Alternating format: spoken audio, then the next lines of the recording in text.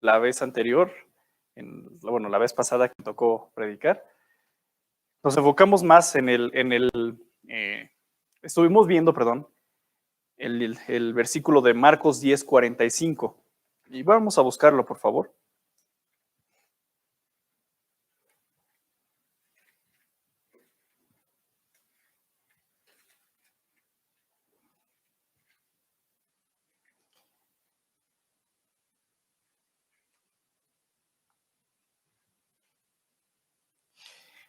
Dice así: porque el Hijo del Hombre no vino para ser servido, sino para servir y para dar su vida en rescate por muchos.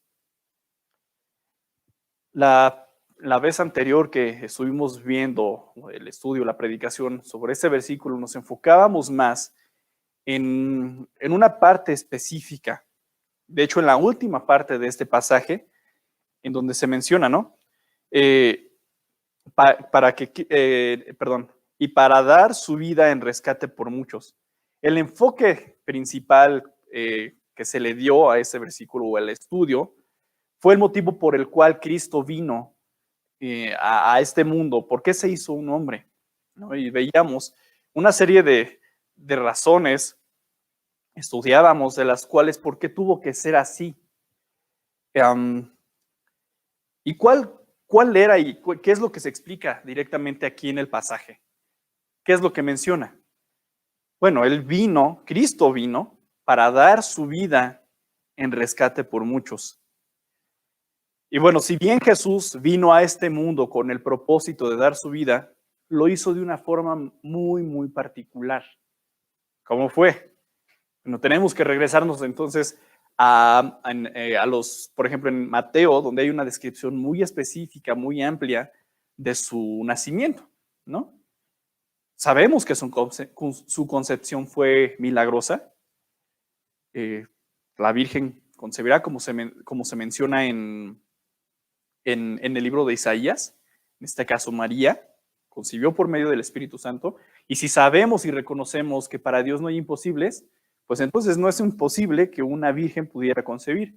Y que al mismo tiempo sabemos que solamente este evento iba a suceder una vez en toda la historia, que fue lo que ya pasó.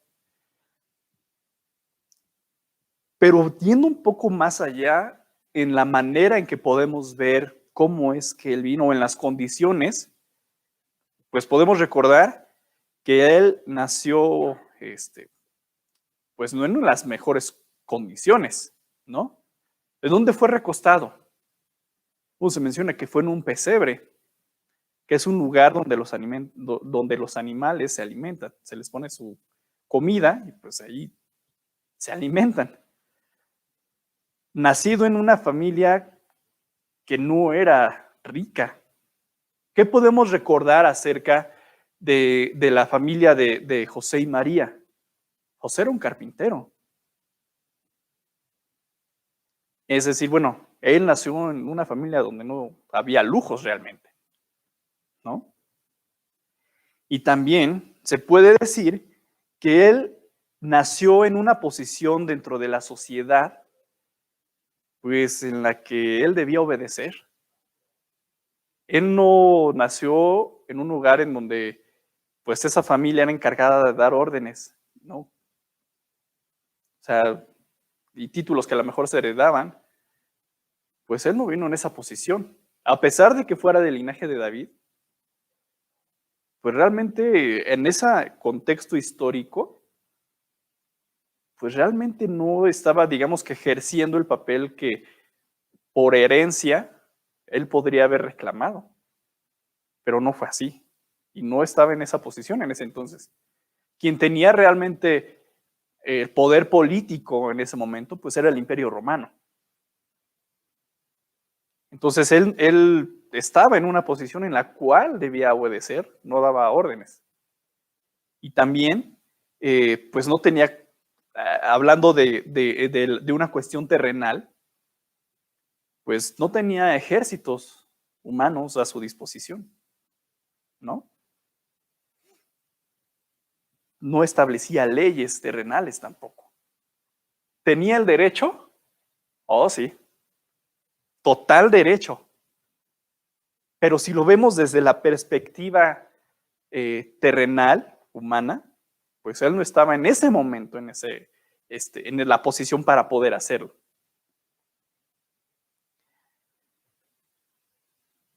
¿Y qué podemos pensar? O sea, meditando en todo esto, ¿en qué lógica podemos encontrar? No pensemos. Es una elección muy extraña, la verdad. Para alguien que por su naturaleza divina tiene la posición más alta dentro de toda la creación, porque Él es el creador, ¿por qué venir así? Como que no tiene mucho sentido para nosotros, ¿no? Uno esperaría que una persona que por sí mismo tiene el derecho de poder exigir tomar cierto lugar de una posición alta, pues lo haría, ¿no? Digo, ese es como el común que vemos nosotros en el mundo. Pero pues él no lo hizo. Llegó siendo el mismo Dios.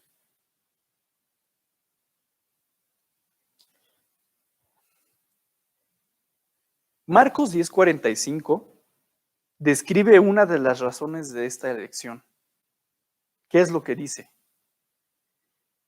Ahora tenemos que enfocarnos en la primera parte de este versículo para poder entender. ¿Qué es lo que menciona? Porque el Hijo del Hombre, ¿qué dice? No vino para ser servido, sino para servir. Tomando las palabras de este versículo, ¿qué es lo que nos está diciendo?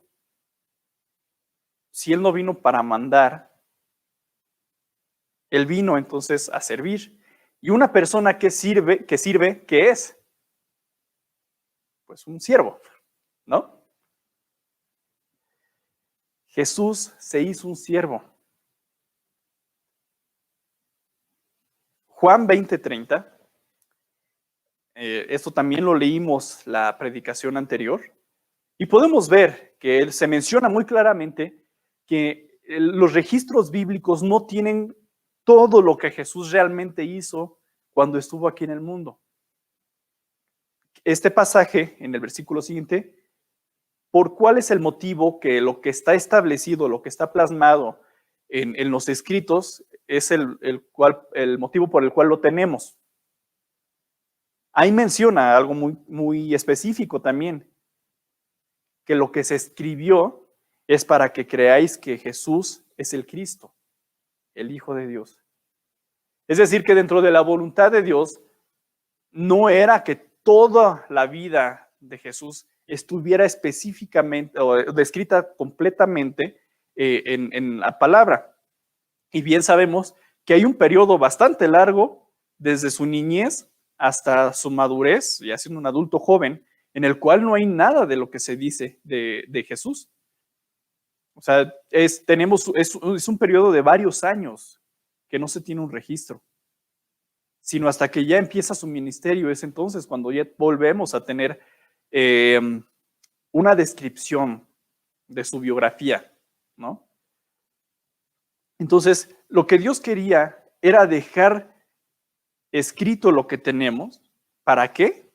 Para que con esto, no solamente esas generaciones que fueron contemporáneas a Cristo, pudieran creer en Él, que creyeran en Él como el Hijo de Dios, sino que también nosotros, y ellos viéndolo en un futuro, pudiéramos creer, pudiéramos sentar nuestra fe en Jesús como el Hijo de Dios.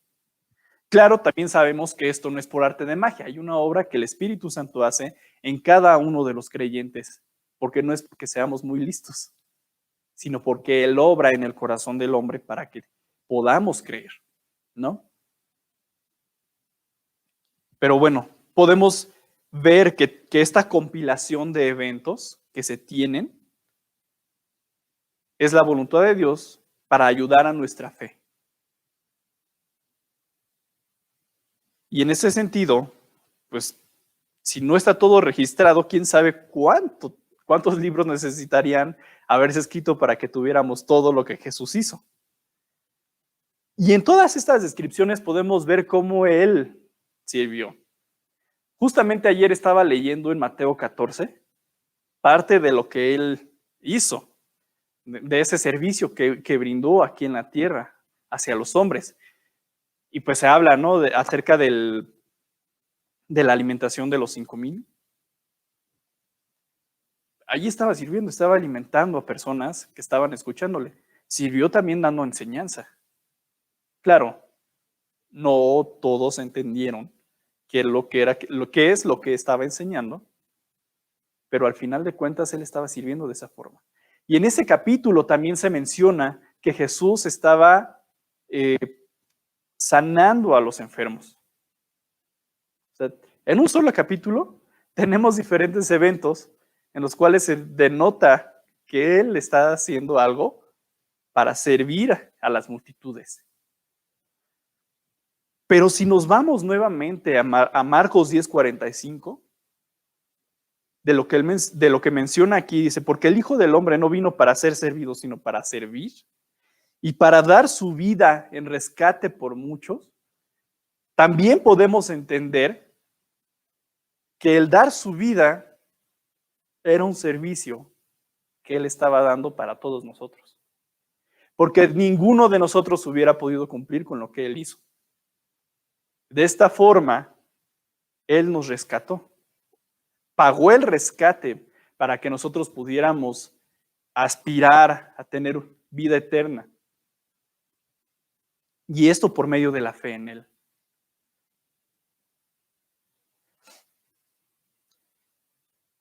Ahora, volviendo un poco acerca de la forma en que él vino, pensemos, si el motivo más grande de su venida como un hombre era dar su vida para rescatar a seres pues inmerecedores de su bondad, para que él muriera por nosotros y así nosotros pudiéramos tener una puerta de entrada al Padre, pues, ¿qué no pudo haber venido a nacer en un palacio? Digo, si el punto era solamente nacer en este mundo como un hombre para dar su vida, pues él podía haber nacido en un lugar en el cual pudiera haber gozado de ciertos privilegios y al final morir, ¿no? Pero, pues hay más trasfondo, en todo este contexto.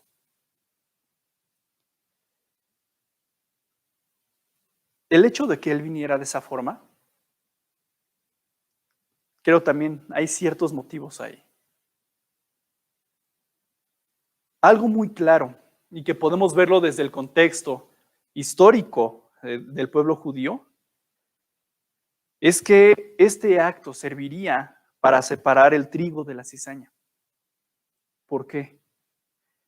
El pueblo judío en sí mismo esperaba que el Mesías fuera un libertador que viniera con poder para quitar al Imperio Romano, y de eso también ya hablamos la predicación anterior, y tenían cierto concepto distorsionado de lo que el Mesías vendría a hacer.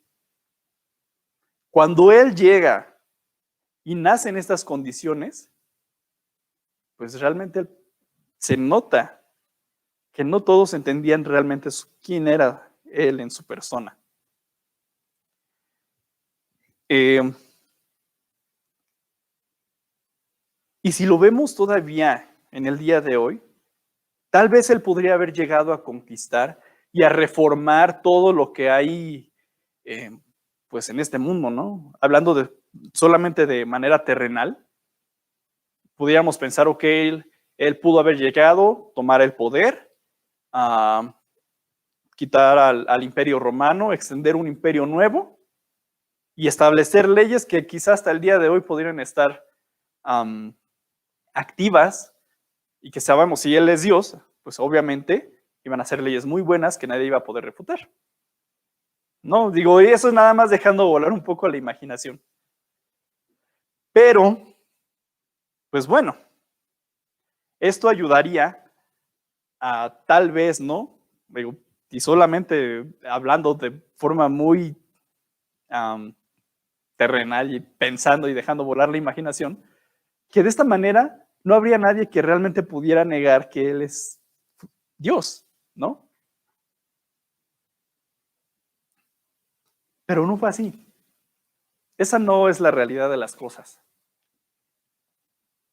Y hasta el día de hoy podemos ver, porque hasta la palabra misma lo enseña, que Él es una piedra de tropiezo. Él es una piedra de tropiezo para la humanidad. Él es el punto en el cual se hace la separación entre los que tienen vida nueva y aquellos que aún no, o que no la tendrán.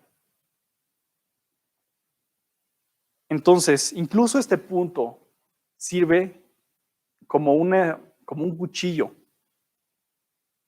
de lo que nosotros esperamos que una persona con poder haga y lo que realmente estaba haciendo. Claro que obviamente pues debemos de pensarlo todo desde los dos ámbitos, ¿no?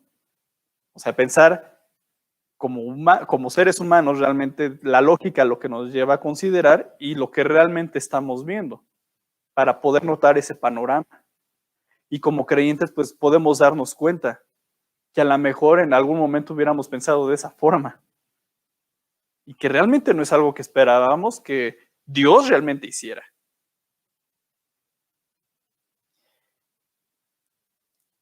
También otro motivo, y es en el cual nos vamos a centrar el día de hoy, es ser ejemplo para sus hijos. Y bueno, nosotros podríamos quizá pensar en más motivos por los cuales, y obviamente no motivos solamente por nuestra imaginación, sino centrados en lo que está escrito en la palabra y lo que conocemos de ella, dar más motivos por lo cual Cristo vino de la forma en que fue así, ¿no? Podemos dar también diferentes citas del Antiguo Testamento en donde se describen las circunstancias en las cuales el Mesías iba a venir, ¿no? O sea, incluso las promesas y etcétera, diferentes cosas. Pero el día de hoy vamos a centrarnos exclusivamente en el ser ejemplo. Creo que la mayoría de nosotros, si no es que todos, hemos escuchado el refrán, una acción dice más que 1000 palabras. Digo, eso es un dicho muy popular aquí en México. Y esto tiene un alto grado de verdad para el ser humano.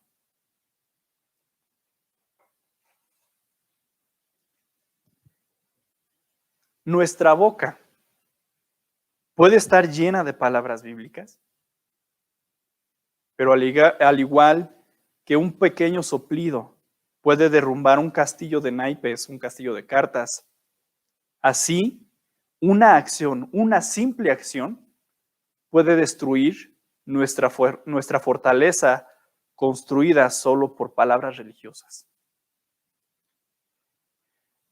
Tristemente, dentro de la historia, ha habido muchas personas que se jactan de tener un alto conocimiento bíblico y viven de una forma espiritual, como podemos llamarlo espiritualoide,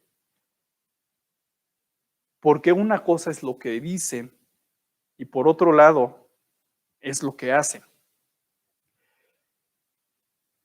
Y no es algo de ahora. Eso existe a lo largo de toda la historia. Que obviamente ahí se denota pues la naturaleza del ser humano. Se muestra claramente cómo es. Pues, obviamente a esto le podemos llamar hipocresía. Entonces, podemos pensar en una persona que habla de forma, pues con un conocimiento, que pudiera reflejar un conocimiento bastante amplio de muchos versículos, pero eso no implica que su vida realmente vaya acorde a lo que está hablando.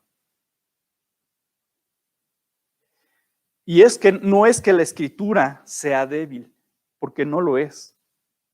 No lo es en lo absoluto.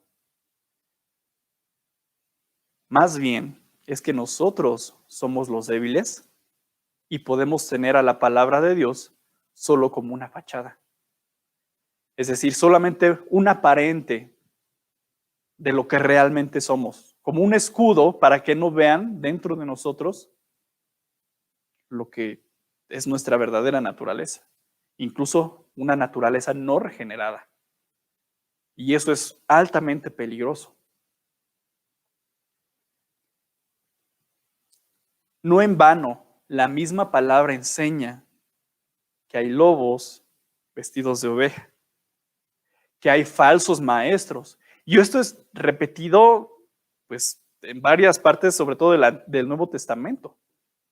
Y hay advertencias bastante claras y bastante fuertes respecto a esto. Y también la condena que se menciona respecto a estas personas, y en específicamente para los falsos maestros, pues es de realmente preocuparse.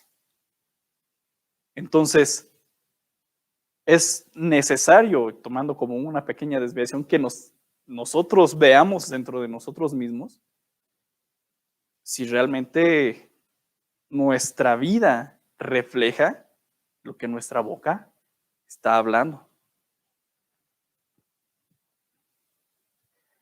Ahora, regresando nuevamente, si ya sabemos que debe de haber integridad entre lo que se habla y lo que se vive, y pensando en la persona de Cristo, de nuestro Señor, vamos a mencionar otro ejemplo. Un padre amoroso, cuando busca enseñar a su hijo cómo hacer algo, no solo lo instruye mediante palabras, sino que él mismo pone el ejemplo.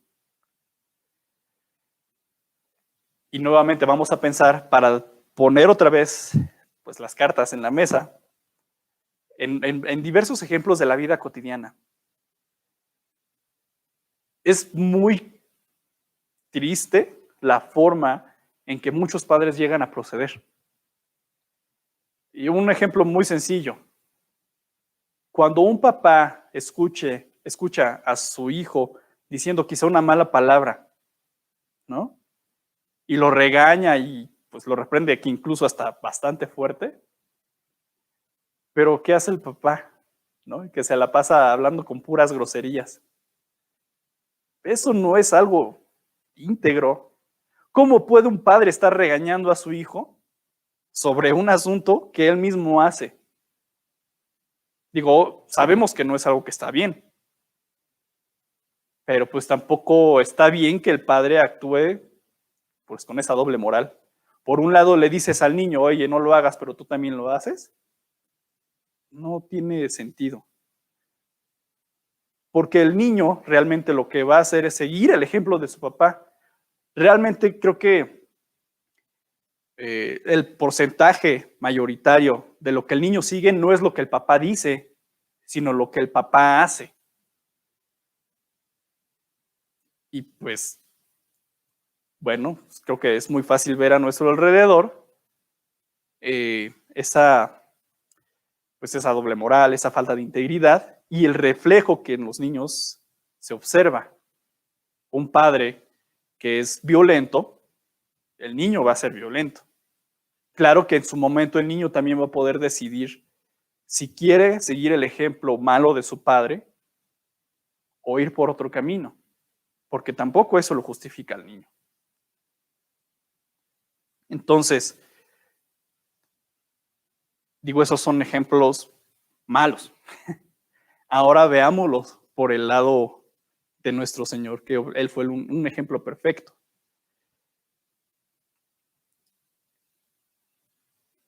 Podemos ver en la palabra de Dios las diferentes momentos en los cuales el Señor habla acerca del servicio y también acerca del amor hacia los demás. Y sabemos por la misma palabra que Él cumplió con todo perfectamente. Es decir, que Cristo mismo estaba poniendo el ejemplo de lo que Él estaba diciendo que habría de hacerse. Y ahora, si Él hubiera venido como un conquistador, entonces él pues realmente no hubiera servido a los demás, ¿no? Las personas que están, digamos que en una posición de autoridad, háblese reyes, presidentes, lo que quiera, gobernantes, pues la verdad es que prácticamente toda la gente lo que hace es servirles a ellos.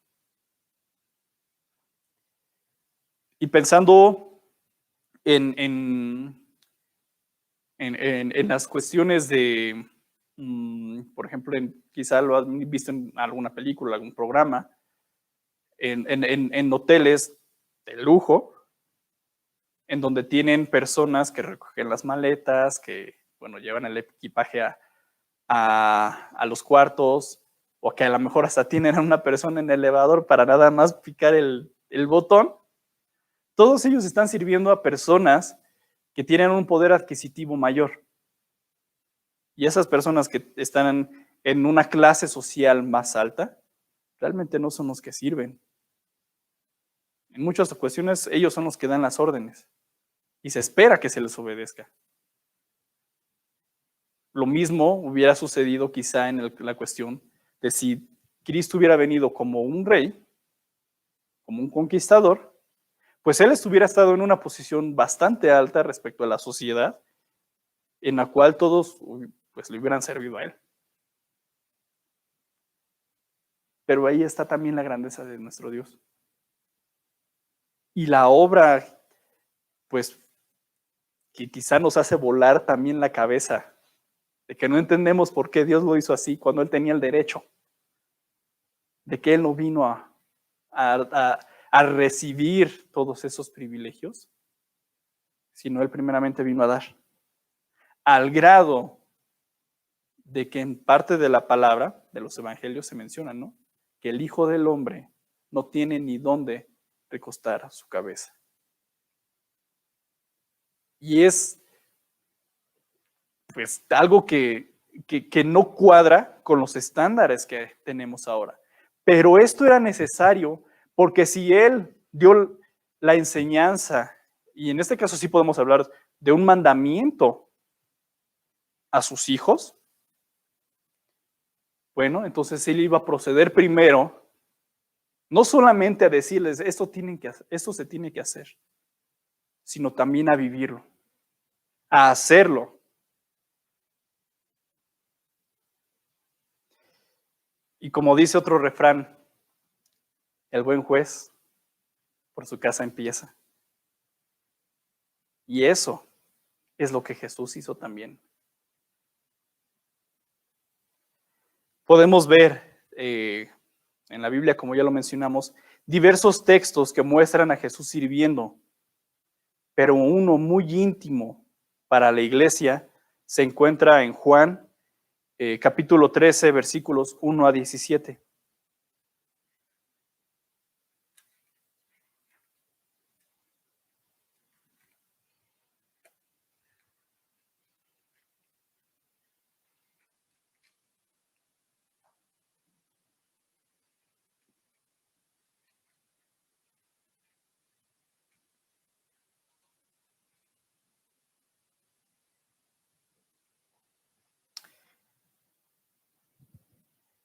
Juan 13, 1 a 17. Dice así: antes de la fiesta de la Pascua, sabiendo Jesús que su hora había llegado, para que pasase de este mundo al Padre, como había amado a los suyos que estaban en el mundo, los amó hasta el fin.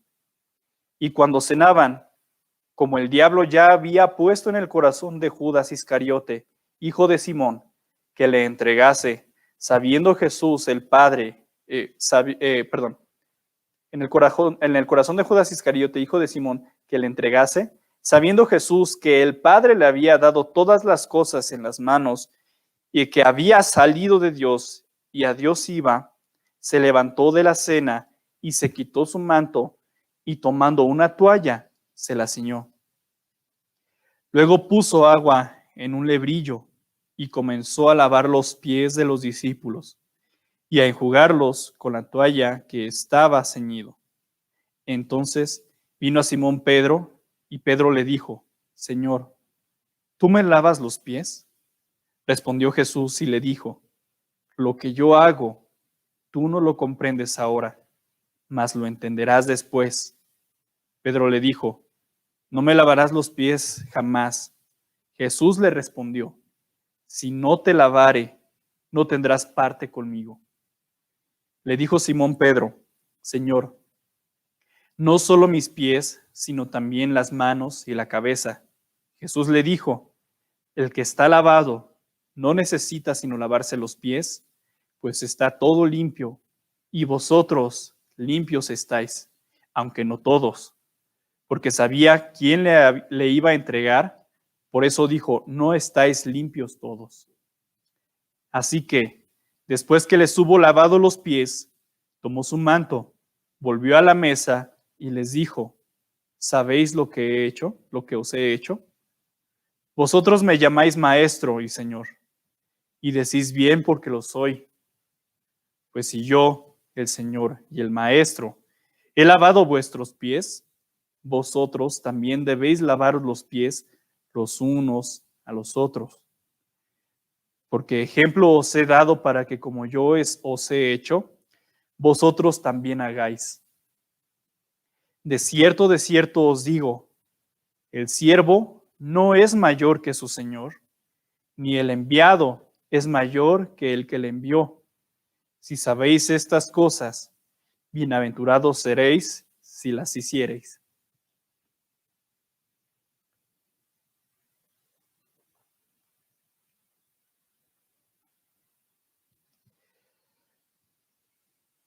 ¿Podemos imaginar la escena? Con esto que acabamos de leer y teniendo ya todo el contexto de la persona de Cristo, sabiendo que Él es Dios mismo, podemos poner en nuestra mente qué es lo que estaba pasando. Dios se hizo un hombre, pero que nació en una condición humilde. Y no solamente vino en esa condición, sino también estuvo sirviendo a los demás. Y ahora estaba a los pies de los discípulos, lavándoselos. Dios mismo. Eso es algo increíble. Y como lo mencioné también la vez anterior, no es increíble porque no se pueda creer, sino simplemente porque no somos capaces realmente de entender por completo cómo es que Él, teniendo todo el poder, estaba en esa posición, lavando los pies de seres humanos como nosotros, pecadores como nosotros, para darnos, y lo que dice aquí, un ejemplo. Después de lavar los pies de los discípulos, Jesús da una enseñanza de lo que acaba de hacer. En el versículo dice así, en el versículo 12, perdón, dice así, ¿sabéis lo que os he hecho? Eso es lo que él pregunta. Y en los versículos siguientes, pues da la respuesta. Se da la explicación en cierto orden. Dice así, la primera parte de su explicación, Jesús hace referencia a su identidad. Y en aquí muestra ya dos roles de autoridad que se le han adjudicado. Primero, y él lo dice hacia los discípulos, ustedes o vosotros me llaman maestro y señor. Ahí están los dos roles de autoridad, maestro, señor. Y él afirma, y decís bien, porque lo soy, porque esa es la realidad. Después, en el versículo siguiente, vuelve a mencionar estos roles de autoridad y menciona el servicio que prestado. Pues si yo, el Señor, o sea, si yo que ustedes dicen que yo soy el Señor y Maestro, he lavado vuestros pies, vosotros también debéis lavaros los unos a los otros. Entonces, está enfatizando su identidad y menciona el servicio y además está dando un mandamiento. Y ese mandamiento va relacionado con el ejemplo que le acaba de dar. En el versículo 15, él habla directamente de que lo que acaba de hacer precisamente es un ejemplo de lo que ellos también deberían seguir. Porque ejemplo os he dado para que como yo os he hecho, vosotros también hagáis. Y los últimos versículos es un énfasis a la exhortación de que si siendo él maestro y señor sirvió a otros, entonces su iglesia debe hacer lo mismo. De cierto os digo, el siervo no es mayor que su señor, ni el enviado es mayor que el que le envió.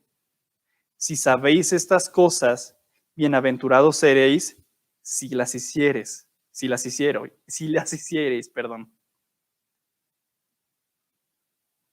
Y hay algo similar que se menciona en Mateo 10, 24 y 25, en la primera parte del versículo. Entonces, repasando el orden que se menciona en estos versículos de este pasaje, Jesús hace referencia a su identidad, pero que los discípulos ya reconocían. Segundo lugar, enfatiza su identidad, pero también menciona el servicio prestado por él y da el mandamiento relacionado a lo que él acaba de hacer. No una cosa diferente, sino enfocándose en lo que él acaba de mostrar. Después menciona este hecho de forma directa y él habla que esto ha sido un ejemplo que los discípulos, y en este caso en general la iglesia y nosotros como sus hijos, debemos seguir. El Padre nos acaba de dar ejemplo de lo que debemos hacer. Y nuevamente nos hace reconocer nuestra posición, de decir, nuestra posición y la suya. Menciona en el versículo 16, ¿no? El siervo no es mayor que su Señor. Sabemos que Él es nuestro Señor. Sabemos que Él es nuestro Padre, Él es nuestro Maestro. Entonces, si Él hizo esto, bueno, nos corresponde seguir la misma línea que Él trazó. La exhortación no fue exclusiva para los apóstoles o los primeros discípulos. Al igual que las bendiciones, todas las exhortaciones, incluyendo esta, han trascendido de generación en generación. Por eso es que Dios nos ha dejado su palabra. Claro, en este tiempo no es que ya sea necesario lavar los pies los unos a los otros, pero podemos aplicar esto que Él nos ha mostrado respecto al servicio y las diferentes exhortaciones que Él da acerca de esto a nuestra vida y a nuestra convivencia, no solamente con la iglesia, sino también para con los que nos rodean. De la misma manera que en el pasado, en el presente, el Señor espera que cada miembro del cuerpo esté dispuesto a servir a los demás, pero hay un sentir muy específico en el cual se debe de hacer las cosas. Es decir, podemos tener una lista de lo que nosotros pensamos con lo cual podemos servir, e ir nada más tachándola, ya hice esto, ya hice esto, ya hice esto, qué bien. No. Vamos, por favor, a Gálatas 5:13.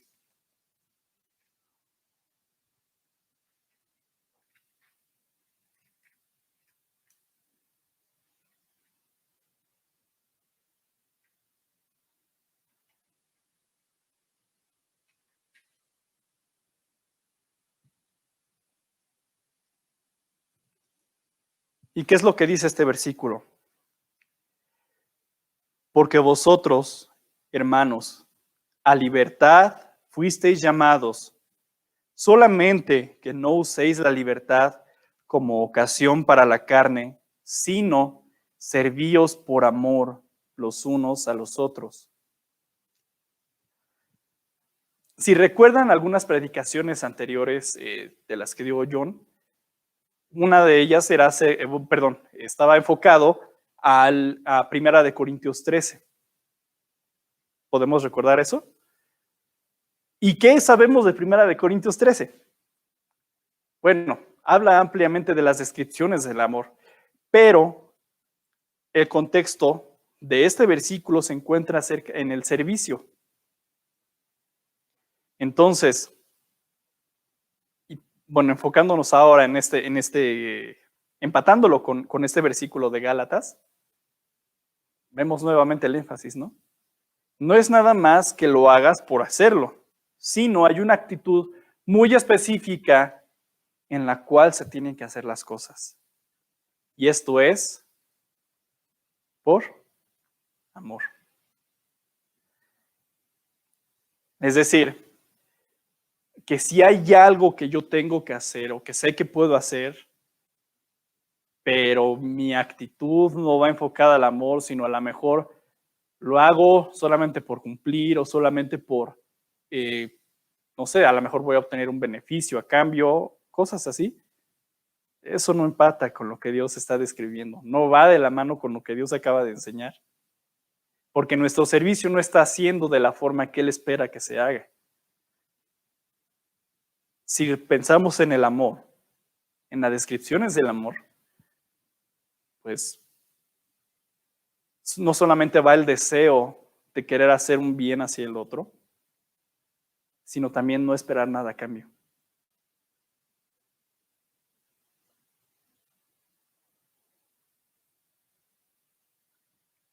Habiendo llegado a este punto, ya para concluir, quisiera que cada uno de nosotros se preguntara, ¿qué estoy haciendo yo para imitar a Jesucristo en ese sentido? ¿Qué estoy haciendo yo para servir con la actitud que Dios espera a los demás hermanos? Y estas preguntas no van dirigidas a cualquier persona, sino a los creyentes verdaderos. No podemos esperar que una persona que no es creyente, pues responda a esto. Esto es exclusivo para los hijos de Dios, porque el ejemplo que Dios dio fue para sus hijos. Claro que hay alguien que pudiera responder en su persona, pues mediante este mensaje, pero esto o esta parte es enfocada a los hijos. ¿Qué hago yo para servir a mis hermanos, sabiendo que fueron comprados por la misma sangre de Cristo, sabiendo que ellos recibieron la misma vida que yo tengo ahora? ¿Qué hago yo para servir a la iglesia? Y no estamos hablando solamente de hacer una buena obra, ¿no? Porque así lo clasificaría el mundo. Olvidémonos de eso. ¿Qué hago yo para servir? Y no solamente pensando a la iglesia misma, sino en general, tal vez dentro de mi colonia, con las personas que conozco. ¿Cómo yo sirvo? ¿Cómo demuestro estos actos? Porque si pensamos en lo que Jesús hizo, lo hizo para todo mundo. No solamente para los creyentes, sino también era para no creyentes. Muchos de ellos siguieron a Jesús a lo mejor hasta por interés, nada más, en lo que ellos iban a recibir, no porque tuvieran una fe sincera en Él. Y eso es muy claro. Pero eso no le importó realmente a Jesús para poder hacer las cosas.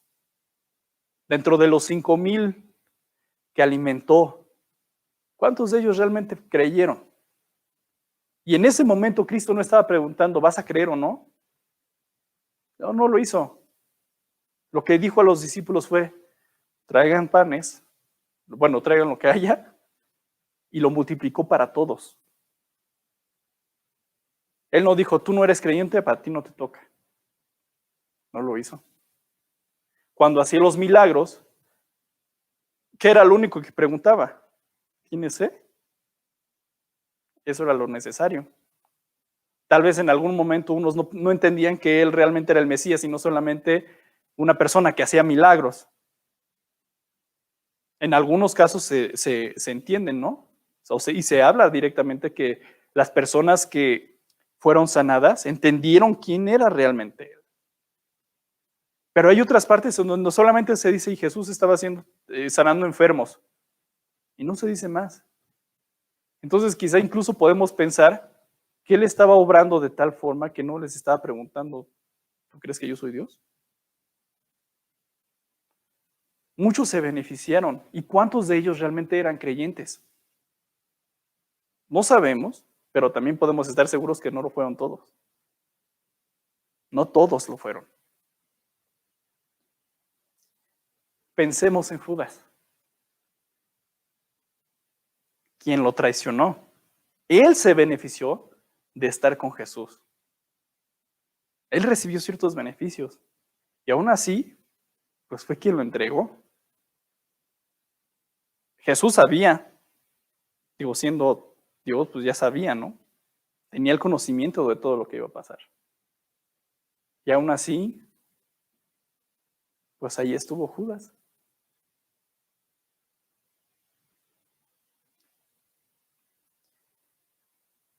Volviendo a las preguntas, si nos llega a la mente alguna cosa en la cual participamos, entonces debemos preguntar, ¿lo hacemos en amor o hay algo más que nos motiva? Y tenemos que ir bastante profundo dentro de nuestro corazón para poder ver qué son nuestras motivaciones verdaderas. Volviendo al punto de quienes exponen la palabra, sabemos que hay gente que lo hace solamente por ser vista, que su corazón no está en enseñar realmente la palabra de Dios, sino simplemente se está convirtiendo en un ídolo para los demás y que quiere ser escuchado, no porque le interese que realmente quiera, no porque le interese realmente que haya gente que reciba a Cristo o de exponer su palabra de forma fiel, porque no es así. Hay gente que expone la palabra simplemente por estar al frente y que los demás lo reconozcan. Así ha sido por mucho tiempo, mucho tiempo atrás. Esos tipos de casos existen.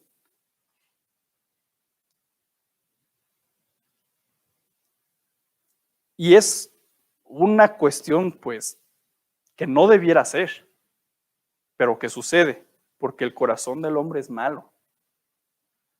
Y a lo mejor muchos no lo notan, pero es en ese entonces donde nosotros debemos preguntarnos a nosotros mismos, ¿por qué estoy haciendo esto? ¿Hay quienes son conscientes de ello? Oh, claro que sí. Y lo hacen a sabiendas de que su corazón no es recto delante de Dios. O que anhelan hacer ciertas cosas, no para agradar a Dios, no para servir a Dios o para servir a la iglesia. Lo hacen simplemente por una satisfacción personal. Y cuidado, porque esa no es la actitud que Dios pide. Debemos ser muy cautelosos en el motivo por el cual nosotros hacemos algo. ¿Por qué llevamos a cabo ciertas acciones? Y enfoco nuevamente al hecho de las predicaciones, porque hay un mal entendimiento por parte de muchas personas, incluso dentro de la iglesia, del punto de que estar al frente trae cierta reputación.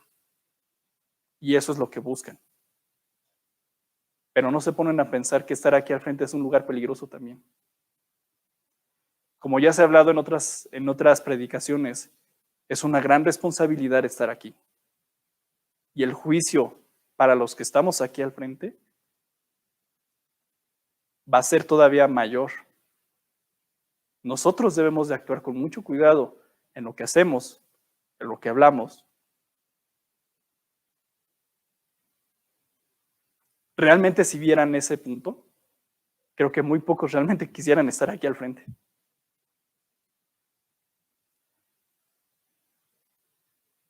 Entonces, veamos realmente nuestro corazón. Podemos engañar a mucha gente, pero no podemos engañar a Dios. Jamás lo vamos a poder hacer. Él ve lo más profundo de nuestro ser. Y seamos sinceros, no tengamos aspiraciones por agradar a la gente. Si aspiramos a hacer algo, que sea por agradar a Dios. Y sí, servir a los demás, pero con el corazón correcto.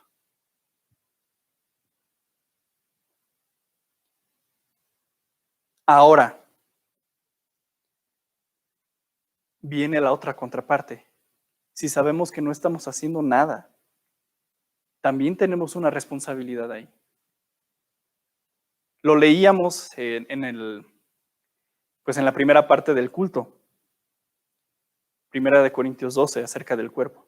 Sabemos que hay dones que ya no están vigentes. Tuvieron su tiempo de vida, pero actualmente ya no es algo que Dios ocupe para la expansión de su evangelio. Por ejemplo, ya no hay apóstoles, profetas. Todo eso fue en su momento necesario, pero actualmente ya no lo es. El don de lenguas de igual forma. Todo eso Dios lo utilizó para seguir dando a conocer por el mundo su palabra y también para seguir escribiendo todos los libros que hacían falta de lo que Él quería otorgar a la humanidad en cuestión escrita. Sin embargo, también Dios nos ha dotado de otras cosas que podemos utilizar para bendición dentro del mismo cuerpo. Pensando en la juventud, porque realmente no todos los jóvenes que están dentro de las iglesias sirven. Algunos nada más van a cotorrear. Entonces, sabemos que en general, pues, algo que Dios ha dado a la juventud es fuerza.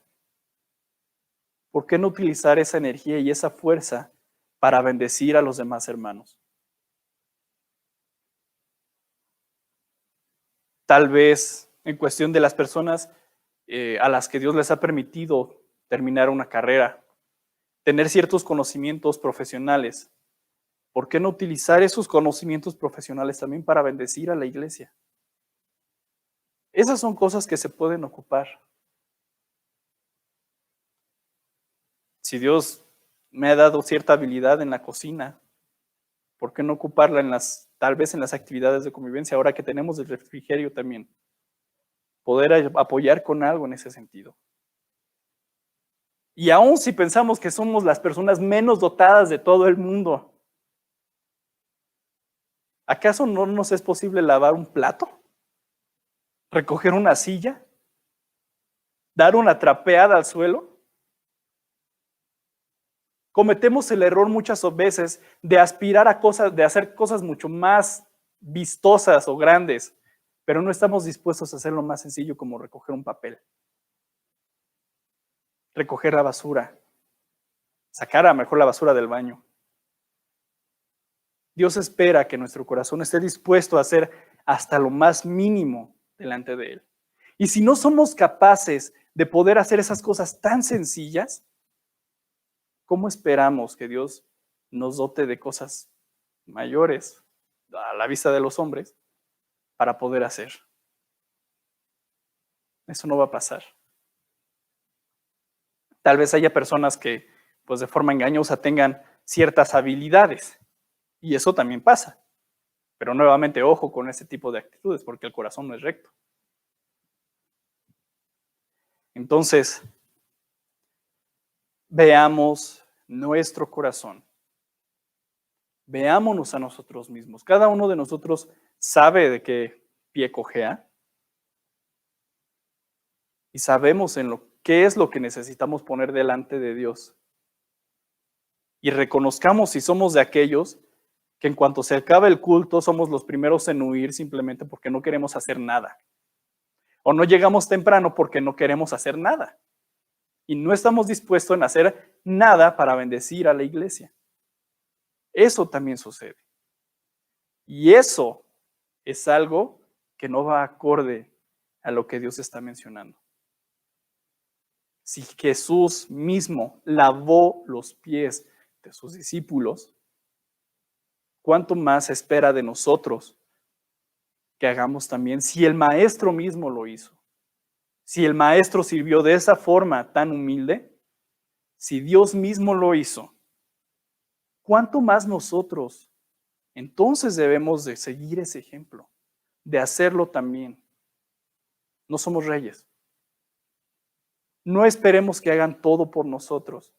Nosotros también debemos de poner nuestra parte para poder servir de la forma en que Dios describe en su palabra. Y ahora, el servicio de todos es necesario. Primera de Corintios 12 lo menciona. El cuerpo funciona correctamente cuando todas sus partes colaboran entre sí. Todos nosotros tenemos una función que ejercer. Y si no la llevamos a cabo, entonces el cuerpo no va a funcionar de la manera que se esperaría que funcione. Y no es necesario que todos hagamos lo mismo, porque no es así. Y bueno, ese pasaje también lo menciona. No es así.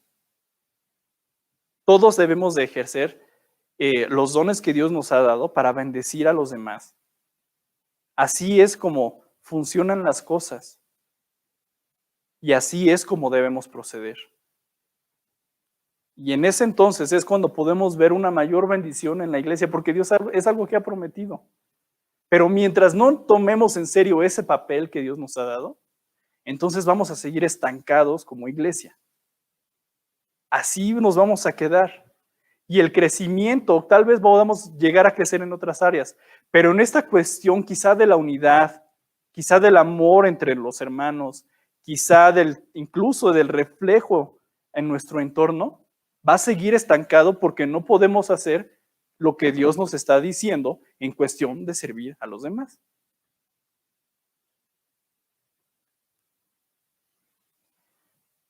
Y en este sentido, también veamos y procuremos nosotros involucrar a los demás. Quizá una persona pueda llegar a ser demasiado tímida en decir, es que pues yo sí quiero, ¿no? A lo mejor sí hay la intención, pero no ha sabido cómo hacerlo. Bueno, quizá ahí entonces nuestra responsabilidad es vamos a trabajar juntos en esto, vamos a hacerlo, porque esto es necesario que se haga. También tenemos responsabilidad en ese sentido, de involucrar a otros. ¿Con cuidado? Claro que sí, por lo que ya describimos, de que hay personas que tienen un corazón que no es realmente de servicio, sino de interés personal. Entonces, seamos sabios en todas estas áreas. Veamos realmente cómo podemos, en este año que comienza, digo, quizá es difícil porque estamos a la distancia, pero pensemos también en ese sentido un poco. Podemos servir incluso de esta forma, aún en esta situación, a los demás. Podemos hacerlo, claro que sí. No necesitamos estar realmente presentes en la actualidad como para poder brindar un servicio a otra persona. Es posible hacerlo. Y a lo mejor, quién sabe, bueno, no sé, no tengo en ese momento la idea de cómo poder apoyarlo. Ok, tal vez hay una persona que tenga una necesidad económica porque su trabajo va muy mal. No tengo mucho, pero eso te puedo dar. Y eso también es un servicio, es un cuidado para los otros. Entonces, que no queden intenciones, porque las intenciones pueden ser buenas, pero no sirven de nada si no se llevan a cabo. Entonces, seamos precavidos en esto, tomemos realmente acciones. Y no esperemos que la carga de hacer las cosas siga recayendo solamente en ciertas personas, porque para eso somos un cuerpo. Las cargas se distribuyen, el trabajo se distribuye, el servicio se distribuye, y así es como Dios va a bendecir a todo el cuerpo, para que podamos seguir marchando en su camino.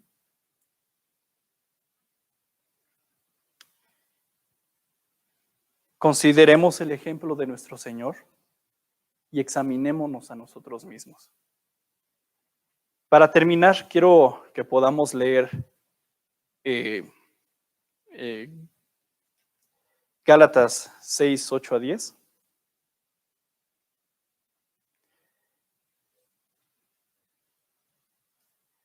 Y antes vamos a orar, por favor, para meditar un poco en esto y después vamos a concluir. Ya voy a cerrar ya con este versículo. Entonces, vamos a tomar un tiempo para orar en silencio y después voy a orar yo.